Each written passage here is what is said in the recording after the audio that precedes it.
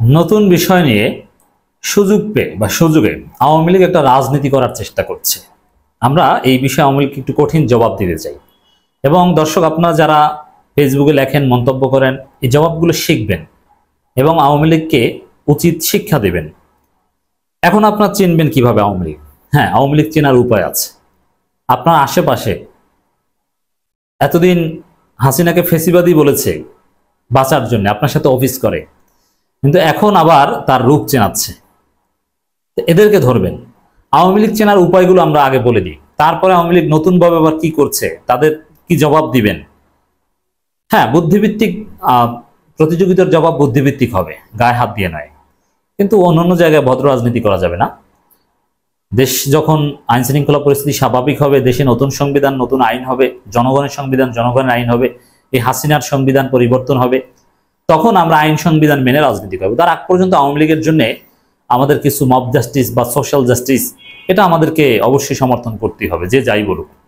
দর্শক, আওয়ামী লীগ কিন্তু আফসোস লীগ হিসেবে আবারও সামনে আসছে। দুইটা বিষয় খেয়াল রাখবেন। যারা জাতীয় সঙ্গীতের পক্ষে দালালি করছে, জাতীয় সঙ্গীত নিয়ে খুব অতি মাতামাতি করছে, জাতীয় সঙ্গীতের পক্ষে থাকতে পারে বা পরিবর্তনের প্রয়োজনীয়তা নেই একথা অনেকে বলতে পারে, এটা অন্যায় নয়। কিন্তু জাতীয় সঙ্গীত পরিবর্তনকারীদেরকে স্বাধীনতা বিরোধী ট্যাগ দিচ্ছে বা নানান ভাষায় অযাচিতভাবে মন্তব্য করছে, আপনি নিশ্চিত ধরে নেন ওটা আওয়ামী লীগ। আপনার আশেপাশে অফিস করলেও ওকে আওয়ামী লীগ হিসেবে চিহ্নিত করে সেভাবে ট্রিটমেন্ট দিবেন। তবে জাতীয় সঙ্গীত বিতর্ক একটু থেমেছে, এখন নতুনভাবে একটা বিষয় নিয়ে কয়েকদিন বিতর্ক চলছে। আমি ভেবেছিলাম এটা নিয়ে কথা বলবো না, কিন্তু না, আমাদেরকে একটু কঠিন জবাব আওয়ামী লীগকে দিতে হচ্ছে। তবে এই আওয়ামী লীগের পদধারী নয়, পদধারী লোকজনকে আপনি পাবেন না, খুব কম পাবেন। বিদেশে অবস্থানরত দুই একজনকে পেতে পারেন। তবে আফসোস লীগ হিসেবে প্রচুর আমি পেয়েছি, যারা এতদিন আমাদের সাথে তাল মিলিয়ে কথা বলতো। এখন আফসোস লীগ হিসাবে তাদেরকে আমরা চিহ্নিত করতে পেরেছি। আপনারা জানেন যে জাতীয় প্রেস ক্লাবে কায়েদ আজম মোহাম্মদ আলী জিন্নাহ মৃত্যুবার্ষিকী পালন করা হয়েছে। এটা নিয়ে আওয়ামী লীগ খেপেছে। আওয়ামী লীগের আফসোস লোক হয়ে আওয়ামী লীগের লোকজন এটা নিয়ে সমালোচনা করছে, বিভিন্ন বিচার বিশ্লেষণ করছে। আমি ভালোভাবেই খোঁজ খবর নিয়েছি। আমাদের বন্ধু বান্ধব বা আমাদের পরিসর অনেকেই যারা জিন্নাহর মৃত্যুবার্ষিকী পালন নিয়ে আপত্তি করছেন, মন্তব্য করছেন, এরা সবাই কোনো না কোনোভাবে আওয়ামী লীগের সাথে সম্পৃক্ত ছিলেন। এখন একটু সুশীল রূপ ধরে বা অন্য রূপে সামাজিকভাবে সুযোগ সুবিধা পাওয়ার চেষ্টা করছেন, কিন্তু এদের রুট আওয়ামী লীগ। অতএব জিন্নাহর মৃত্যুবার্ষিকী নিয়ে যারা আপত্তি করবে এরা সবাই আওয়ামী লীগ, আপনি নির্দ্বিধায় ধরে নিতে পারেন। আফসোস লীগ আফসোস করে জিন্নাহর মৃত্যুবার্ষিকী পালিত হচ্ছে। আচ্ছা, আফসোস করা কি আছে? কেন মোদির মৃত্যুবার্ষিকী পালিত হবে নাকি? যাকে আমরা জবাব দিব, এর যৌক্তিকতা ব্যাখ্যা করবো। আওয়ামী লীগ আনুষ্ঠানিকভাবেও এটা সুযোগ কাজে লাগানোর চেষ্টা করছে। প্রেস ক্লাবে জিন্নাহর মৃত্যুবার্ষিকী পালন মন্তব্য জানতে চায় আওয়ামী লীগ। আমরা খবরটা একটু আপনাদেরকে আগে জানাই। রাজধানীর জাতীয় প্রেস ক্লাবে পাকিস্তানের জাতির জনক মোহাম্মদ আলী জিন্নাহর ৭৬তম মৃত্যুবার্ষিকী পালন নিয়ে সামাজিক যোগাযোগ মাধ্যমে প্রশ্ন উঠছে। তবে সামাজিক যোগাযোগ মাধ্যমে প্রশ্ন তুলেছে কারা? আপনি খোঁজ নেন, যারাই প্রশ্ন তুলেছে, আপত্তি করছে, এরা সব আওয়ামী লীগ, আওয়ামী লীগের দালাল। অতএব আওয়ামী লীগকে জবাব দেওয়ার ক্ষেত্রে জিন্নাহর মৃত্যুবার্ষিকী নিয়ে যারা আপত্তি করছে, আমি নিশ্চিত শতভাগ, আপনি নাম ঠিকানা দেন, আমি ওকে আওয়ামী লীগ প্রমাণ করে ছাড়বো। আমি কয়েকটা এরকম স্টাডি করে দেখেছি।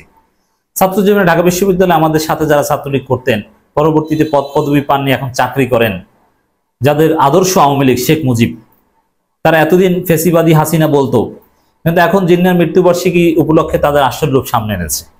কিছু ডাক্তার এরকম আমি পেয়েছি যে না, কোটা সংস্কার আন্দোলনে আমরা তো ছাত্রদের পক্ষেই ছিলাম, একটু সুশীল ভাব ধরেছে, কিন্তু এদের রুট আওয়ামী লীগ আমি জানি। এতদিন কিছু বলেনি, এখন জিন্নাহর মৃত্যুবার্ষিকী উপলক্ষে সোচ্চার হচ্ছে। এর মানে দেয়ার আওয়ামী লীগ, আওয়ামী লীগ চিহ্নিত করার উপাদান। এর মধ্যে আওয়ামী লীগের ভেরিফাইড ফেসবুক পেজে এক পোস্টের মাধ্যমে সেই অনুষ্ঠানের ব্যাপারে মন্তব্য জানতে চেয়েছে দলটি। তো আপনারা তো মন্তব্য করবেন, আওয়ামী লীগের এই আফসোস লীগ বা আওয়ামী লীগের জবাব দেবেন, এই জন্য জবাবটা জানা দরকার। কঠিন জবাব দিতে হবে, সহজ জবাব দেওয়া যাবে না। গত বুধবার বিকেলের দিকে জাতীয় প্রেস ক্লাবের তফজ্জল হোসেন মানিক মিয়া হলে মোহাম্মদ আলী জিন্নাহর ৭৬তম মৃত্যুবার্ষিকী পালন উপলক্ষে আলোচনা সভা হয়। নবাব সলিমুল্লাহ একাডেমি এই অনুষ্ঠান আয়োজন করে।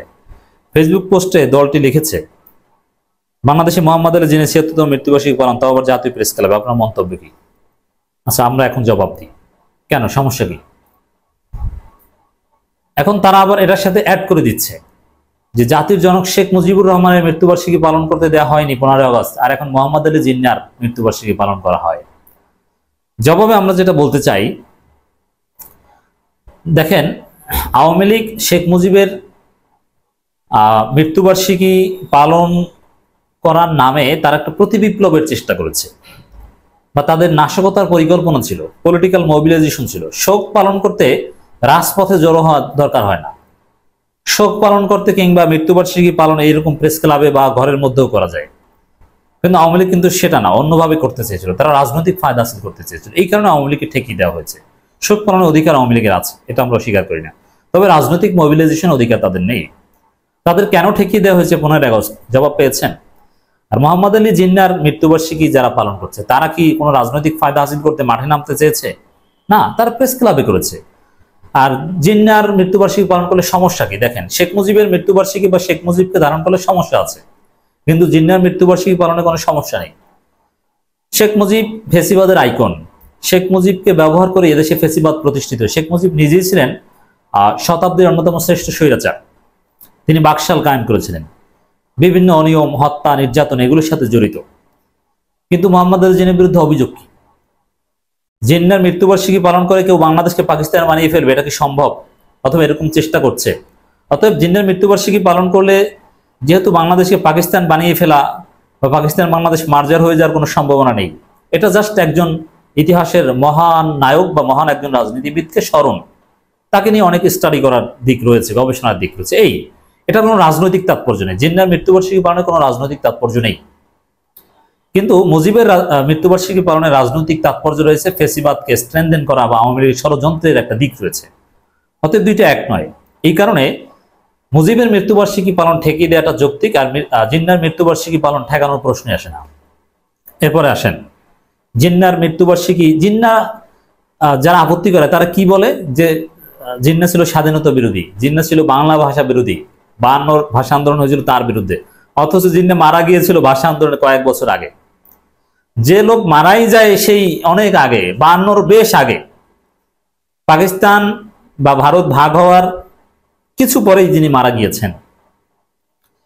যে লোকটা পাকিস্তান স্বাধীন করেছে দ্বিজাতি তত্ত্বের ভিত্তিতে।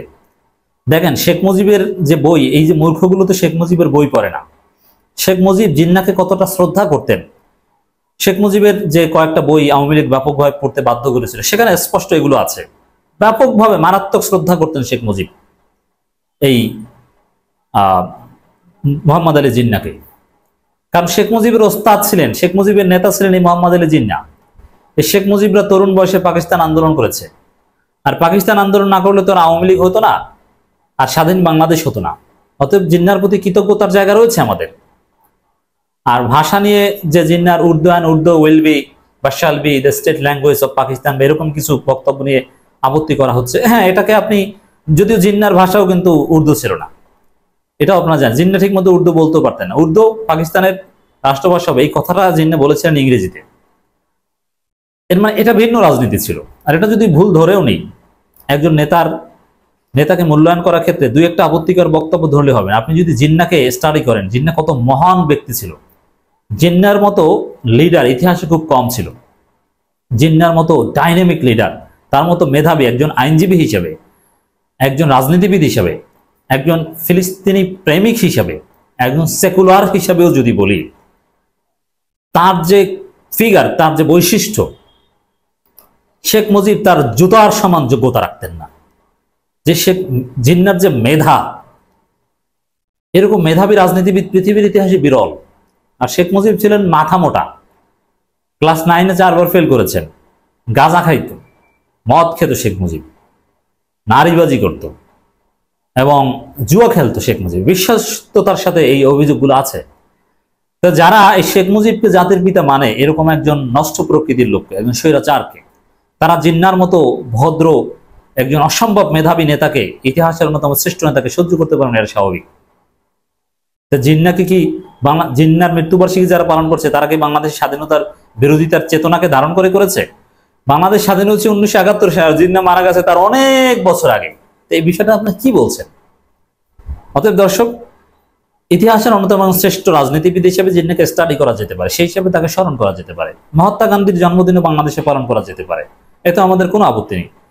ভারতের স্বাধীনতার অন্যতম জনক মাওলানা আবুল কালাম আজাদের জন্ম মৃত্যুবার্ষিকী পালন করা যেতে পারে, কোনো আপত্তি নেই।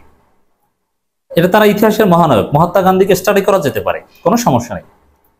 এগুলো নিয়ে আপত্তি বা এগুলো নিয়ে রাজনীতি করে মূলত আওয়ামী লীগ।